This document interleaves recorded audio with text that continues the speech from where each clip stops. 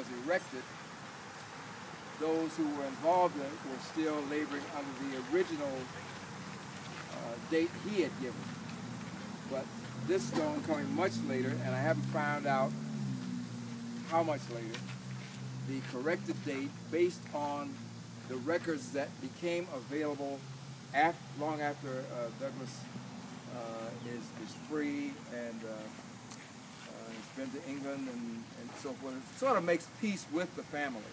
Thomas Auld is the person he is dealing with in his later adult years. And Thomas is the son-in-law of the original owner, who was Captain Aaron Anthony. Anthony was sort of a superintendent of several farms owned by a wealthy landholder in Maryland. I'm blocking on that surname now. Do you have anything? Oh, I'm sorry. I was lost in my own. Okay.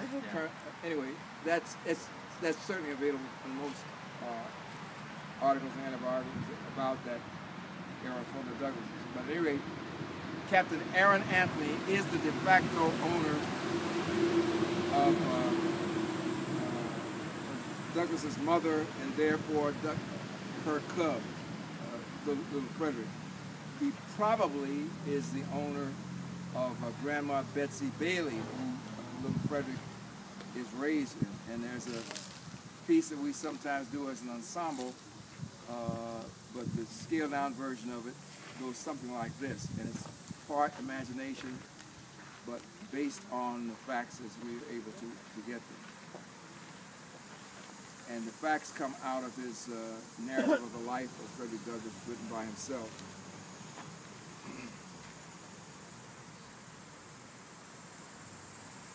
My birth mother was the mysterious stranger that would come occasionally to Grandma Betsy's cabin. It was said that she was my mother. I did not become very strongly attached to her because I so seldom saw her. But she would become more important to me as time would go forward. You see, she was on a plantation miles and miles, maybe 12 miles from where Grandma Betsy had her cabin. Grandma Betsy did not have to go to the fields anymore. She was too old for that kind of work. But it was her responsibility to raise up the newborns until they should become old enough to do the work of a slave. And so this woman, my mother, Harriet Bailey, would come in the night after a long day of toil, and she would lie down with me and sing me to sleep. Long after I was dreaming sweet dreams, she would steal away, for she was not back at the plantation. By morning, she would be punished. I don't remember much more about her, for you see, he came calling her name. Perhaps some of you know the old spiritual. There's a man going round taking names. There's a man going round taking names. He took my mother's name and left my heart in pain. There's a man going round. And of course the name taker was Death. And Freddie would remember he was sad, but life went on with Grandma Betsy Bailey. And it was just wonderful there to be with her. She taught him about nature. She taught him all that she knew.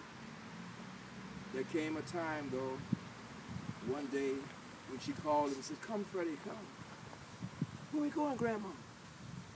It was all right to go anywhere with Grandma Betsy Bailey, but I wanted to know, where are we going? Come, we have to take a walk. And they began to walk. And their walking journey was so far beyond what they had done before. He was seeing new sights, and as he came into a settlement and began to see buildings, tall buildings with windows and glass in the windows, he got excited and said, "Put me down, Grandma." And he began to run around and look at these various things. But then, as he turned to share what he was seeing with his grandmother, the little boy, who apparently was one of his brothers, said, "Grandma gone." And indeed, he never saw Grandma Betsy Bailey again in this life. Harriet would visit him a few times at the plantation. In fact, she interceded between Freddie and the big house cook, who treated him as the newest of her nuisances. She regarded the hungry little children as pests. That is often the attitude that some take on when they are under so much pressure. The little boys, little girls would have to scoop their food out of a wooden trough, and there wasn't always enough of that. But Fred, caught the eye of his mistress, which is to say,